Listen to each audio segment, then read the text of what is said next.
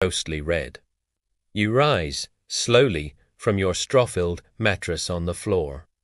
The rushes scattered on the packed earth beneath your feet are cool and damp. You can see your breath, a soft cloud in the chilly morning air. Juchklot, made of rough linen, astifif from way. They smell faintly of earth, sweat, and smoke the constant perfume of your life. Somewhere, in the distance, a rooster crows, then another joins in. The village is slowly beginning to stir. In this profound quiet, you can almost feel the rhythm of life here, patient, repetitive, and for centuries unchanging. You reach for a small, hard loaf of bread from yesterday's baking.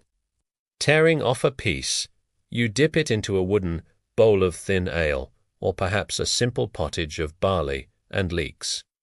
It isn't much, but it's what you have, and it will have to be enough.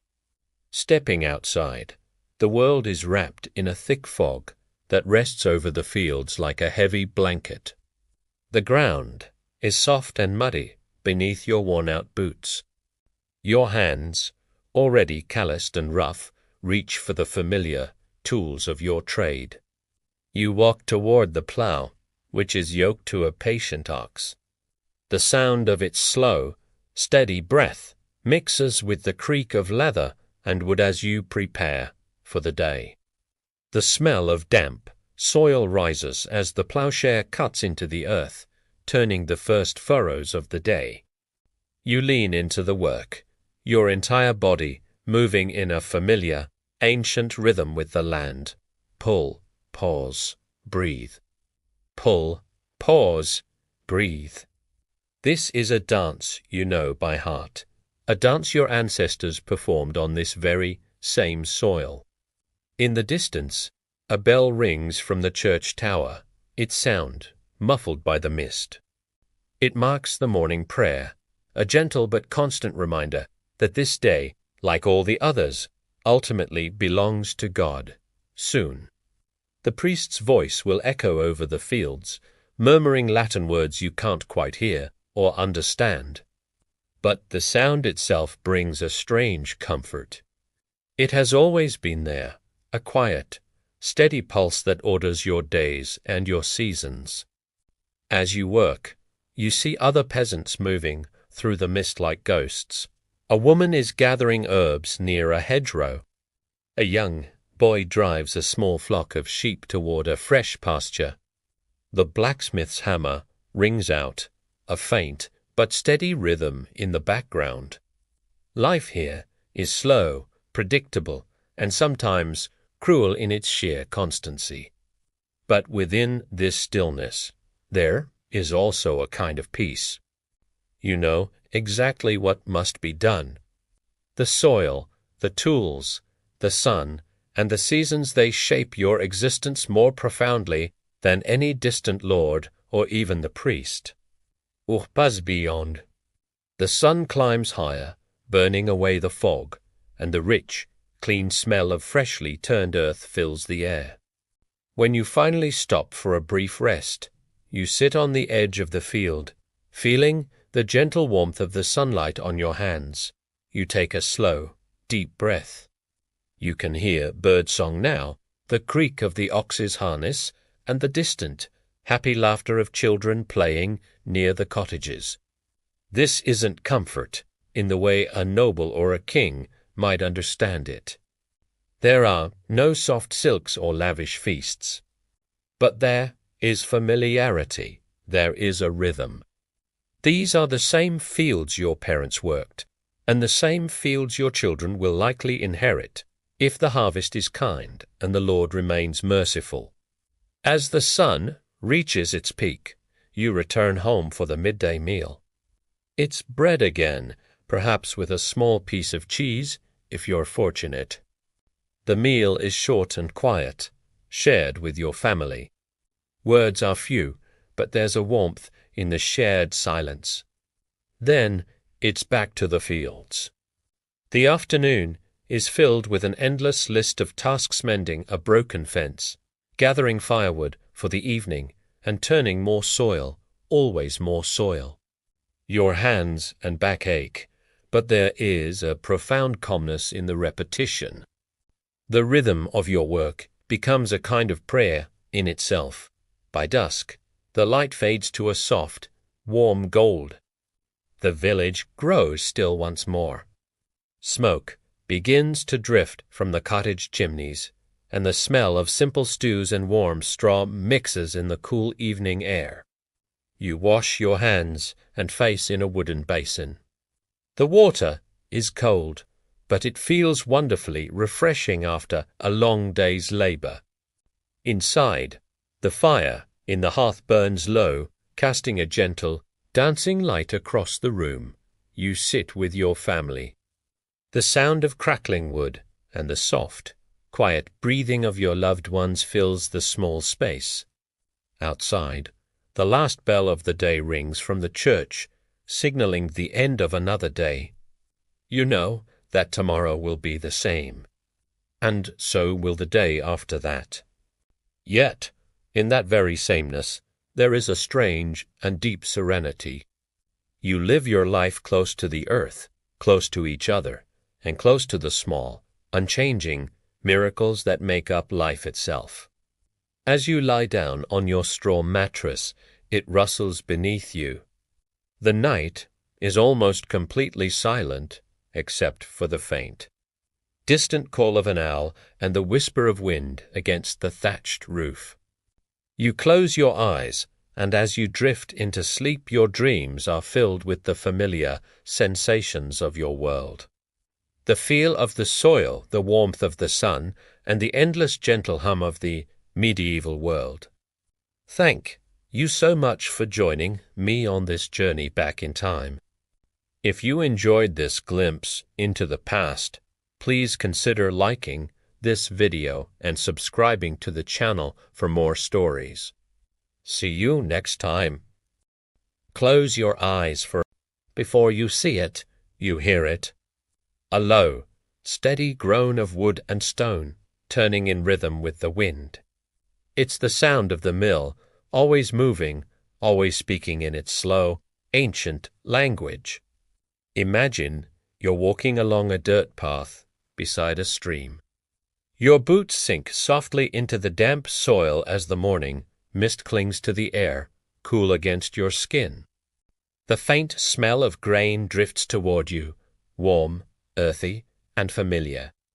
Ahead, the mill stands like a great creature of timber and motion. Its sails turn slowly in the wind, groaning under their own weight. The stream below murmurs softly, feeding the wheel that never truly sleeps. As you step closer, the stones grind together in a deep, rhythmic hum, turning raw wheat into coarse, golden flour. Dust floats in the air, catching the light like drifting fog. You breathe it in, the scent of bread before it is born. Inside, the miller works. His face is pale with flour, his hands rough and strong. His clothes, once brown or grey, have taken on the ghostly colour of the grain he grinds. He nods as you enter, but doesn't stop. His body moves in time with the sound of the stones, as though he too were part of the machinery. The miller's life is not what most imagine.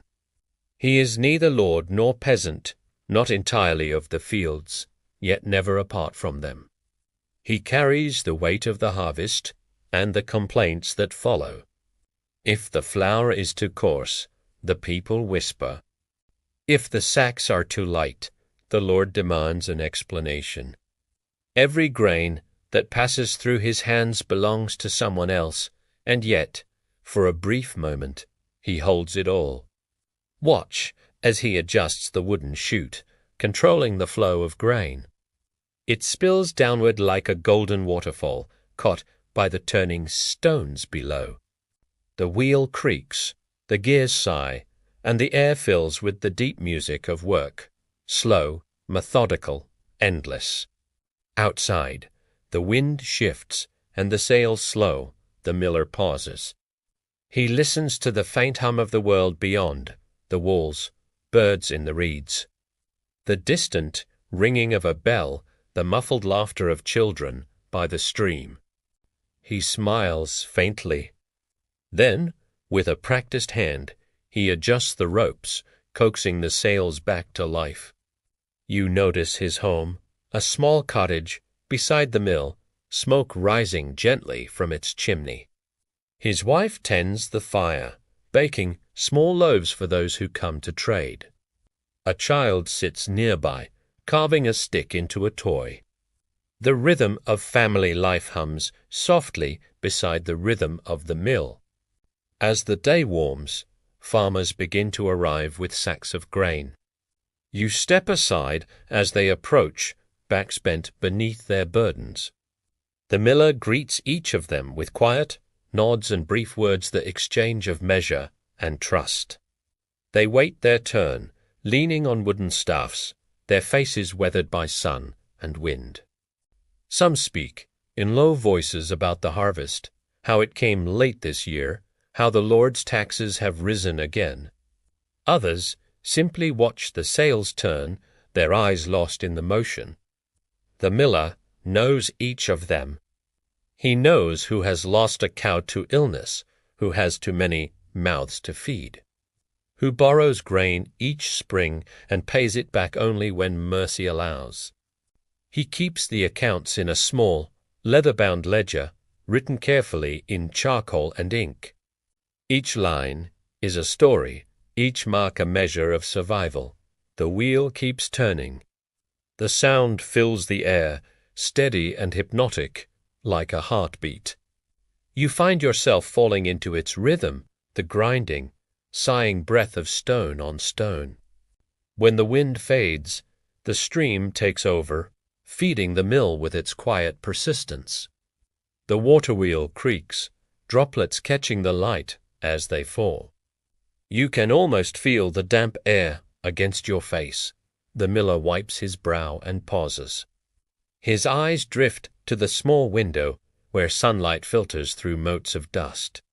In that light, everything lulls his hand. For a moment, it feels almost sacred, this endless labor that sustains the village. You imagine how many generations have done this work. How many hands have turned these same stones, mended these same sails, traced the same marks in ledgers that no longer exist. The mill, like the village itself, is not just a building. It's a memory that turns with every gust of wind. As the afternoon wears on, the last of the farmers depart. The miller sweeps the floor, gathering the pale dust into small piles. Elm soft a tune without melody, the kind sung when no one is meant to hear. His wife brings him a bowl of stew, onions, cabbage, a bit of salted meat. They eat together, in silence, the sound of wind and water all around them. Later, as the sun begins to sink behind the hills, the mill slows again. The sails move lazily, the stones quieting to a low, gentle hum. You step outside. The air is cool now, touched by the scent of damp grass and smoke from nearby hearths. In the distance, the fields shimmer with evening light. Peasants return home, their silhouettes framed against the setting sun. The church bell rings one last time, slow, solemn, comforting. The miller closes the heavy door and wipes the flour from his hands. He looks out across the quiet valley, his world of wind, water, and duty. Tomorrow the sails will turn again. And again, and again, you watch as he walks back to his cottage. The door closes behind him. The only sound left is the faint murmur of the stream, the soft rustle of leaves, and the gentle sigh of the wind through the wooden beams. Night comes slowly. The mill sleeps, but never fully. It dreams in rhythm of wind and water and the endless hum of survival, and as you listen, so do you. Your breath matches its pace, slow, steady, each exhale fading into the quiet of the medieval night. Thank you so much for joining me on this journey back in time. If you enjoyed this glimpse into medieval life, please consider liking this video and subscribing to the channel for more stories like this. Your support means the world. See you next time. Centuries pass in silence. The mill sails have long stopped turning. The cottages have crumbled, their walls now only faint rises beneath the grass. But if you stand still, very still, and listen, the echoes of the village still whisper through the earth. Imagine yourself standing at the crossroads where the village once met the world.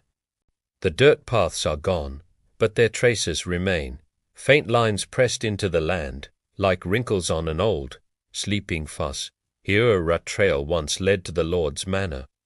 There, another curved down toward the fields and the stream. The air is quiet now, filled only with the hum of wind through tall grass. Archaeologists walk slowly across this space, brushing soil from stones, uncovering what time tried to hide. Bits of pottery, fragments of iron, the outline of a hearth where a family once gathered. Each discovery tells a story not of kings or wars, but of ordinary lives lived with steady patience. You kneel beside one of the diggers.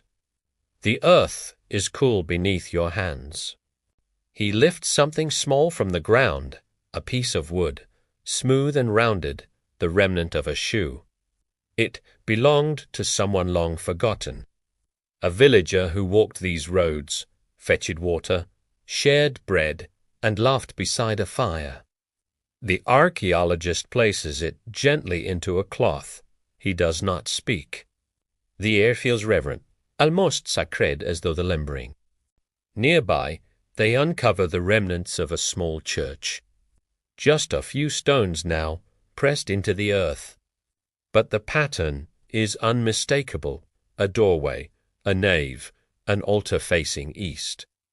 You imagine the sound of morning bells once echoing through the valley, calling the faithful from their cottages, the smell of incense. The cool air inside, heavy with candle smoke and quiet prayer. As you stand around you, you can almost hear the footsteps of villagers approaching the church, the murmur of voices, the rustle of rough woolen clothing, the low chant of the priest as light spills through narrow windows. Outside, the market once stood at this very crossroads. Here, merchants from nearby towns would arrive once a week, their carts filled with salt, cloth, or spices. Children would watch in awe as colors and smells filled the air, honey, wax, dried herbs, and smoke.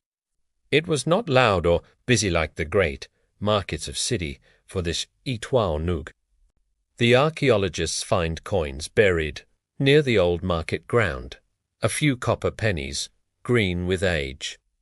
They were likely dropped in the dust, unnoticed, small losses in lives where every coin mattered. Each coin carries the faint image of a king, worn nearly smooth. A reminder of the world beyond the fields, distant, powerful, and mostly unseen. You close your eyes, and the village returns in full. You see the cottages rebuilt in your mind, their thatched roofs golden in the sunlight. You hear the creak of wagons and the soft laughter of people greeting each other at the crossroads. A shepherd passes with his flock. The blacksmith's hammer rings from afar. Somewhere, the smell of bread drifts from an open window. The village breathes again, slowly, steadily. Its rhythm as calm as your own heartbeat. But like all things, the moment fades. The image dissolves back into earth and silence. The archaeologists record their findings and move on, leaving behind careful markers, white flags fluttering in the wind, like ghosts remembering their place. You linger a while longer. The wind moves through the tall grass, carrying whispers of the past. You think of how small each life was, and yet how much it meant, each person a thread in the vast tapestry of time. Somewhere, beneath your feet lies the remains of a hearth, its stones still faintly blackened by ancient fires. Beside it, bits of pottery once used for soup or ale. These are not treasures in the grand sense, but they are pieces of peace. Fragments of everyday endurance, captured in stillness. The evening light grows long. Shadows stretch across the dig site. A single candle burns in the archaeologist's tent, flickering softly in the wind. There, notes are written slowly, each word deliberate, as if the act itself honors the lives being uncovered. You sit quietly by the stream. The water moves as it did centuries ago, tracing the same bends, whispering the same soft tune. It carries grains of soil, tiny remnants of all that came before. The village may be gone, but its essence remains in the soil, the air, the memory of water.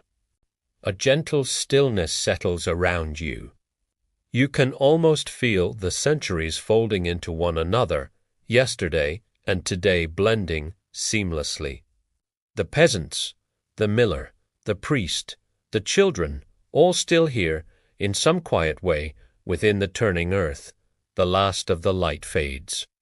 The sky softens to blue, then gray, then black. The archaeologists retire for the night, their lamps glowing faintly in the distance. The field returns to silence, to its long, uninterrupted sleep. You close your eyes. The breeze brushes your face. The earth beneath you feels alive, breathing, remembering. And in that stillness, the village lives again, softly, endlessly, beneath the castle walls. Let's now move into the castle hall, shall we? Inside, the world is different, but the same quiet reflection persists. Here, amid stone and tapestry, the lives of the elite unfolded with their own serene, measured rhythm. We'll explore that tranquil world in our next scene. Thank you for joining me on this journey through time. If you enjoyed this quiet moment of reflection, please consider subscribing and giving this video a like. It helps share these stories with others. Until next time, be well. Leaving the village behind, the path climbs gently, weaving its way through the mist. The air grows cooler, quieter. The familiar sounds of the fields begin to fade, the laughter, the creak of the mill, the daily rhythms of life. Now, there is only the soft whisper of wind moving through the trees. Ahead, the castle emerges from the fog. Its grey walls seem to melt into the sky, ancient stone built upon even older stone. Moss claims the cracks, and banners hang, motionless, their vibrant colors muted by the passage of time. The structure is vast, yet it feels dormant, as though it has grown weary of its long watch. As you approach the main gate, the guards stand like statues, their armor catching the faint, flickering light of the torches. Stepping inside, the air changes. It's a mixture of wax, cold iron, and stone that hasn't felt the warmth of the sun for centuries. Your footsteps echo softly on the flagstones, the sound traveling down empty corridors and beneath vaulted ceilings. This is the world above the village, and yet it is just as saturated with silence. You pass servants moving like shadows through the halls, their heads bowed in deference. They carry candles, trays of bread and wine, and neatly folded cloth. Their lives, though draped in shadow and finery, are not so different from those who till the fields far below. They are bound by routines, predictable, seemingly eternal, just as the peasants are. Only their world is illuminated by a softer, more fleeting light. At the very heart of the castle lies the great hall. It's a long, cavernous chamber of stone and echo. A fire burns low and steady in the central hearth, casting a faint golden glow across the walls. Above, banners from past battles hang like ghosts, their colors faded like memories of distant storms.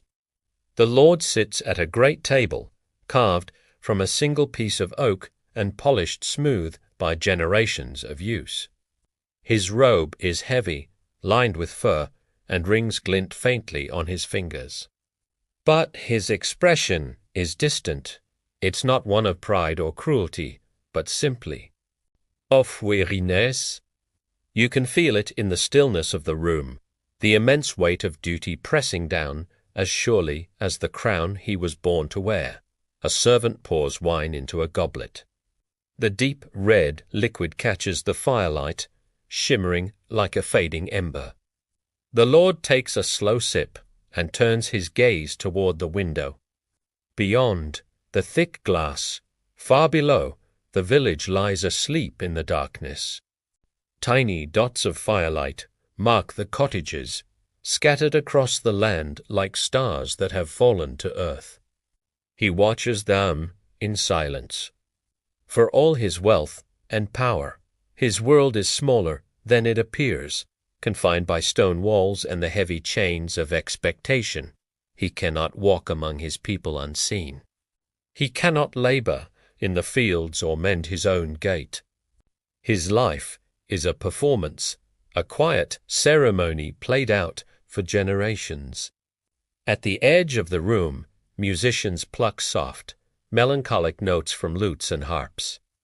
The melody is slow, filling the hall with a gentle hum that seems to linger between the ancient stones.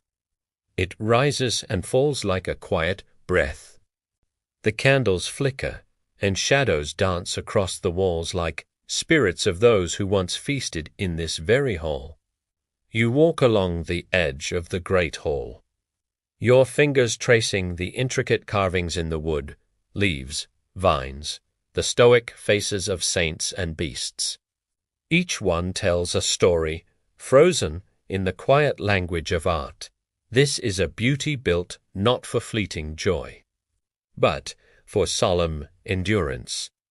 At the far end of the hall, a vast and heavy tapestry hangs.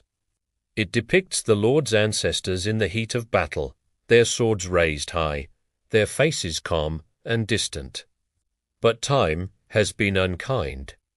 The colors have faded, the threads have loosened, and the entire image has softened, as though history itself is slowly, gently, falling asleep.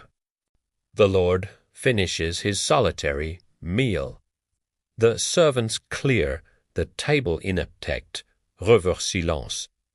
One by one, the candles are extinguished, their smoke curling upward into the darkness like soft, final sighs. Soon, only the fire remains, glowing low, its crackling the only sound in the growing dimness. The music fades. The castle settles into a profound stillness. Outside, the night deepens. The fields stretch out beneath a blanket of stars, the same fields worked by peasants whose hands shaped the world, largely unseen and uncelebrated. The mill rests silently by the stream, the village sleeps. And above it all, the castle watches, a silent, ancient, and enduring sentinel. You step to the window and look out one last time. The land lies peaceful under the pale, gentle light of the moon. Each cottage, each furrow in the earth, each solitary tree, all are part of one vast, unending rhythm. The noble, the miller, the peasant, all of them are bound together by the soil and the seasons, by hunger, hope, bise simple, time passing. You take a slow, deep breath. The air smells faintly of wood smoke and the promise of rain. Somewhere, far below, a rooster stirs in its sleep, a tiny ripple in the quiet. The wind moves softly through the valley, a single, unifying touch brushing across the fields, the village, and the castle alike. Everything is quiet now. The world exhales. Thank you so much for joining me on this journey. If you enjoyed this exploration of atmosphere and story, please consider liking this video and subscribing to the channel for more content like this. It truly helps, and I look forward to seeing you again soon.